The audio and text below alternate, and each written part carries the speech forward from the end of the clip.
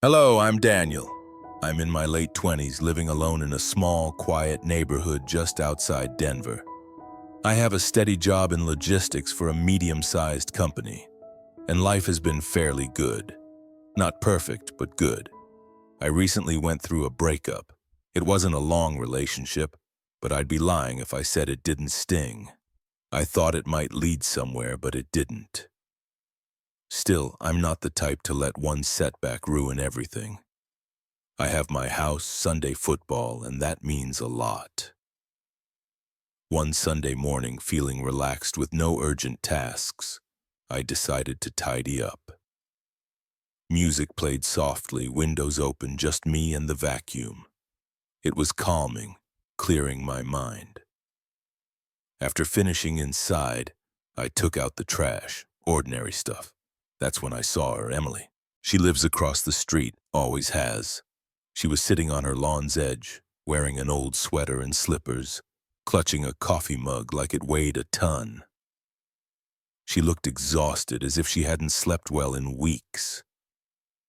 It was the first time I'd seen her without makeup. She was still beautiful, but in a raw, human way. We'd always had a neighborly relationship, nothing more. I'd fixed her garage light once.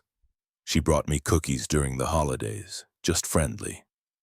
She's married with 2 kids, seemingly the picture-perfect family. At least that's what I thought. I waved. "Good morning," I said. She looked up slowly, as if just realizing where she was. "Hey," she replied, her voice softer. "Daniel, can I say something weird?" I paused. "Sure," I said. "You okay?" She shook her head and looked me in the eyes. "I can't keep this in anymore." For a moment, I was confused. I even laughed awkwardly. "What's that?" I asked, keeping it light. She stared at her mug. "I don't want to talk out here, but I need to, and I don't have anyone." I stopped. "Want to come over for a bit?" I offered. "I can make coffee, or crack open a beer, whatever you want." She hesitated, glanced at her house, then back at me. "Yeah," she said. Soon we were on my back porch. The sun was warming up, birds chirping like it was any other lazy Sunday. I handed her a beer, sat across from her, and said nothing. She took a sip, then another, and started talking. At first it was general, how busy life was, how hard raising kids could be. I nodded, listening mostly. Then she went deeper. She hadn't felt truly loved in years. Her husband, who I'd always thought was Mr. Perfect, barely noticed her anymore. "He disappears," she said. "Sometimes for whole weekends, says it's work. But I'm not stupid." She looked at me. "I think he's cheating. I can't prove it, but I feel it." Her house felt like a museum. Quiet, cold. The only time I feel seen is when I look in the mirror and remind myself I still exist. She stayed for the kids, but worried she was teaching them the wrong lesson.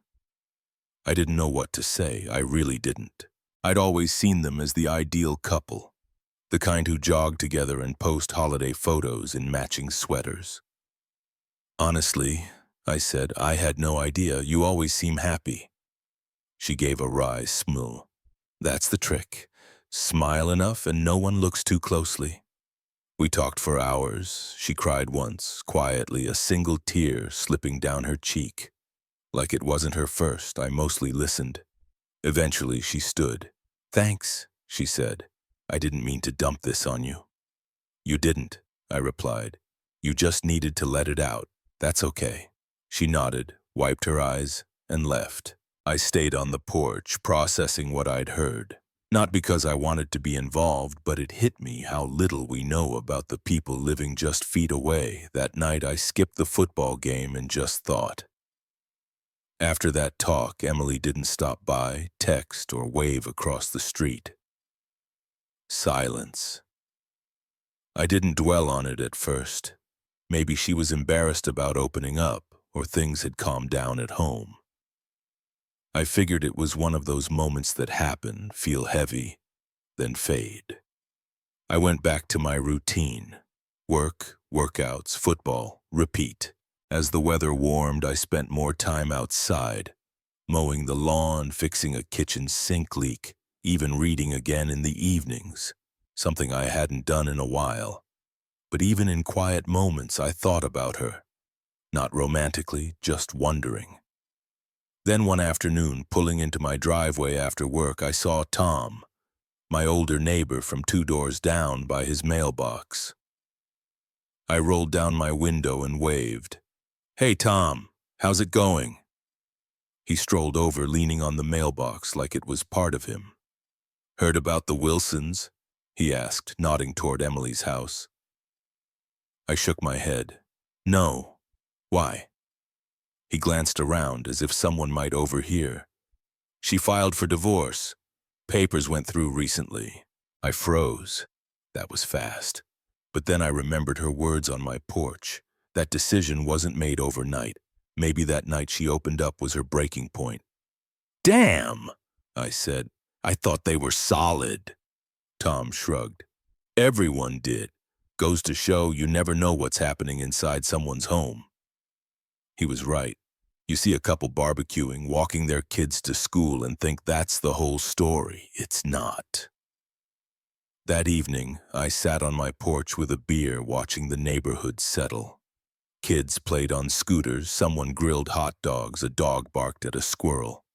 But Emily's house was still, lights off, curtains closed.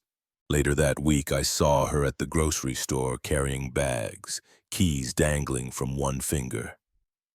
I hesitated, then called out, "Need a hand?" She turned and smiled faintly. "Daniel, hi."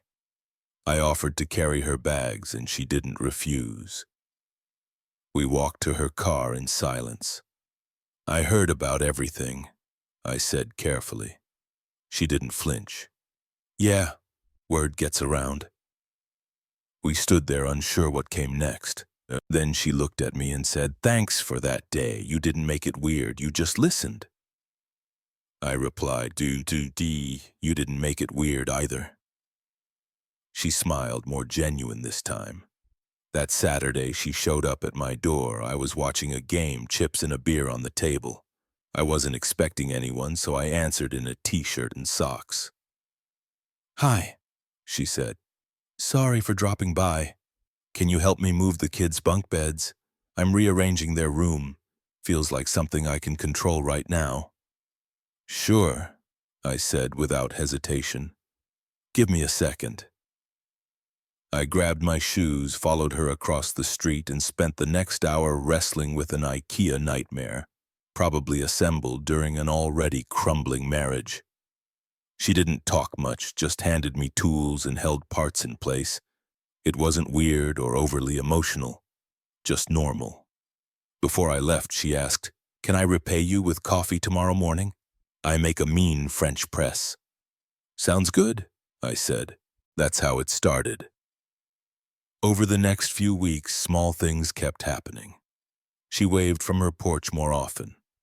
I'd find a bag of cookies on my doorstep with a note. "Too many. Help me eat them." She'd call me over to fix a drawer, lift a box, or check a faulty bulb. Sometimes she didn't really need help, I could tell, but I didn't mind. One Sunday morning, I was taking out the trash, and she was on her porch like before, but this time she wasn't sad. Just pensive, she smirked. "You're making a habit of Sunday trash runs." I laughed. "Gotta keep the routine alive." She paused. "I'm glad you're here, Daniel." I looked at her. She wasn't fishing for anything, just saying it.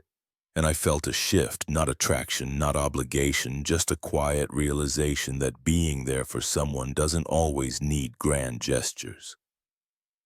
It's about showing up consistently when they don't expect it. I nodded. Same. That night, her words stuck with me. Not because I thought it meant more, but sometimes the unexpected settles in quietly and stays.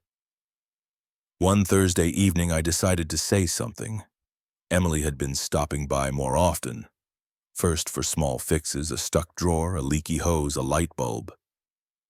I didn't mind, but lately she'd come by just to talk, to check in, sometimes with wine, sometimes with takeout. There was a look in her eyes, not flirty, not demanding, just expectant, like she was waiting for me to step forward. But I hadn't, not because I didn't care, but because I wasn't sure how I felt or what she needed. That night, she knocked around dinner time. I'd just finished eating. Grilled chicken leftovers, nothing fancy. She wore her hair up, a loose sweatshirt, no makeup. She looked relaxed in a way I hadn't seen before, or maybe I hadn't noticed. "Hey," she said, holding up a bottle. "Thought you might be bored." I smiled. Not quite bored, but I won't say no to company. She walked in like she belonged, not forcefully, just comfortably, like we'd found a rhythm. We sat on the back porch. She poured 2 glasses, handed me one. The sun dipped low, the neighborhood still and peaceful. She talked about her kids, how they were adjusting, how her youngest had nightmares lately. She sounded tired. "I'm so tired," she said. I listened, nodded, responded when I could, but something nagged at me. After a while, I set my glass down and leaned forward. "Can I ask you something?" She looked surprised. "Sure." I spoke carefully. "I've noticed you've been around more, and it's been great, but I don't want to misread anything." Her expression softened slightly. "What do you think you're reading?" she asked. "I think," I said slowly, "you're lonely, and I get that, I do, but I'm not sure what you're looking for here." She didn't answer right away, just stared at the deck, then looked up. "I spent years trying to be someone's wife, fixing everything quietly, not asking for too much. In the end, I felt like I was the only one there." She took a breath. "Now it's over, and I realize how much I stopped feeling. I don't want a replacement, Daniel. I just want to feel seen again. And when I'm with you, I do." That hit me. Not in a movie romance way, just real. She wasn't chasing anything, wasn't trying to manipulate. She was just reaching out the only way she knew. "I hear you," I said. "You're a good guy," she added. "Stronger than I thought. But I'm not ready for something serious. I just got out of something too, and it was lighter than what you've been through." I nodded. "I'm not asking for anything serious. I'm asking for presence." That left me speechless. I just looked at her, then reached for my glass. We sat in silence, not tense, just processing. Before she left, she turned at the door. "Thanks for being honest," she said. "You too," I replied. She smiled, but it didn't reach her eyes. Then she was gone. The next few days were quiet. She didn't text. I didn't stop by. Her house felt like a closed shell again. Maybe that should have felt like relief, but it didn't. That Saturday, I saw her in her driveway with her kids, loading bags into the trunk. I waved. She waved back, but it felt different. I told myself I'd done the right thing, keeping boundaries, staying clear, but part of me hated how her wave seemed smaller. The truth is, I enjoyed her company. Her kids' stories, her comments on movies we pretended to hate, the quiet understanding we shared, the ease of not pretending. Now it was gone, and I felt the loss in my routine. One Sunday evening, I was on the porch. No music, no game, just me and the breeze. Then I heard footsteps. She stood at the porch steps wearing a hoodie, holding a small plastic container. "I made too much pasta," she said. "Want some?" I opened the screen door and stepped aside. "Always," I replied. She came in, set the container on the table. We didn't talk much. We didn't need to. It wasn't a restart or a big moment, just simple. As she left, she said something that stuck. "You know, I keep telling myself this is nothing, but maybe it's just what I need." I didn't feel the need to define it either. Sometimes being there for someone quietly, honestly, is enough. Since that pasta night, we fell into a quiet, unspoken rhythm. She'd come over once or twice a week, sometimes with leftovers, sometimes coffee, sometimes just herself. Each time felt more natural. We didn't label it, didn't discuss what it was, but it was something. It became part of our routines. I noticed small changes. She laughed louder, not forced, but the kind that slips out naturally. She wore her hair down more.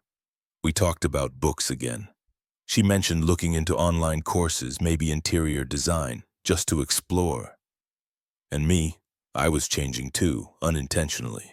I looked forward to her knocks, checked the porch when she wasn't there, missed her calm, her way of talking about big things without drama. One Thursday night she showed up as I finished dinner. No warning, just a soft knock, holding iced tea and a tired smile. "I needed to get out of the house," she said. "The kids are with their dad tonight." I nodded and stepped aside. "Come in."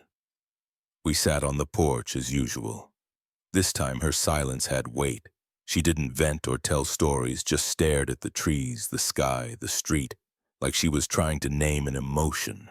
After a while I asked gently, "Everything okay?" She nodded. "Yeah, I just didn't want to be alone tonight." Her words hit deeper than I expected. We sat quietly for a long time. The next morning I realized I hadn't thought about football in days. That night, Emily called. "Hey, sorry, this is random. The back faucet's leaking again. Could you take a look?" I said I'd come right over.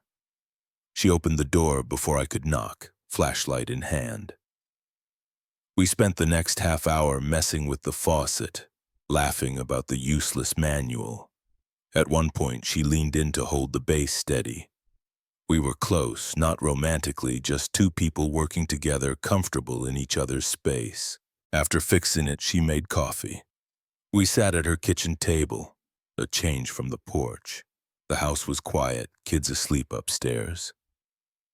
Her home, which I'd seen from across the street for years, felt different, lived in, personal, real.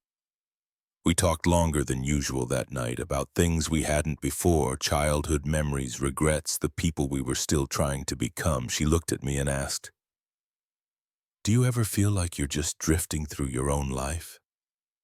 I thought for a moment, then answered honestly. "Yeah, especially after the breakup. I'd tell myself I was fine, but some days I'd stare at the wall for 10 minutes without realizing it." She smiled sadly. "That's exactly what it feels like. I've been living sideways for years."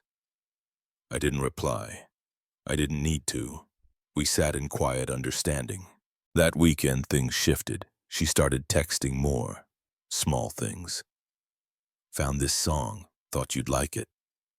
Know a good place to buy shelves? Want to come over? Made too much pasta again." I didn't push back. I replied, went over, stayed longer. One afternoon, I was at the hardware store for a shed door part and saw lawn lights on sale. I thought of her dark backyard and bought 2 sets without hesitating. That night, I showed up with the lights and a drill. "Figured your kids might like some light back there," I said. She looked at me like I'd handed her the stars. "You didn't have to." "I know." We installed them together, her kids helping. When the sun set, the yard glowed warmly, softening everything. Her daughter hugged my leg before running inside. Her son asked if I'd come for movie night. Emily just looked at me, something unspoken in her eyes. That's when I knew I'd crossed a line. Not romantic, but emotional. This wasn't just helping a neighbor anymore. Later at home, I sat on my couch, thinking about her laughter, her stories, her quiet way of sitting near me without filling the space with noise. I realized she was starting to mean more than I'd planned, more than I thought I could handle, with her kids, her divorce, her years of pain. I wasn't sure I could carry that. I wasn't sure I should try. But I knew I wasn't ready to let go. Summer turned to early fall. The neighborhood changed. trees turning golden, kids in light jackets, porch lights flicking on earlier. Life moved on. Emily was still part of it. We never defined what we had, never drew lines or named it, but we spent time together consistently, comfortably, quietly. She'd stop by after putting the kids to bed. I'd drop by her place with groceries, tools, or just because she asked. Weekends blurred into late nights. Coffee became dinners. Dinners became long talks on the back porch. We weren't dating, but we weren't strangers. It worked for us. Still, I'd pause and wonder where this was going. I'd look at her and think, am I ready for this? The answer wasn't always yes, but it wasn't no either. One Saturday afternoon, we were assembling an old fire pit I'd bought online. Emily read the instructions upside down, making sarcastic comments. The kids were with their dad. It was just us. As I tightened a bolt, I said, half joking, "Didn't expect to spend my fall evenings building backyard furniture with my neighbor." She grinned. "Neither did I, but here we are."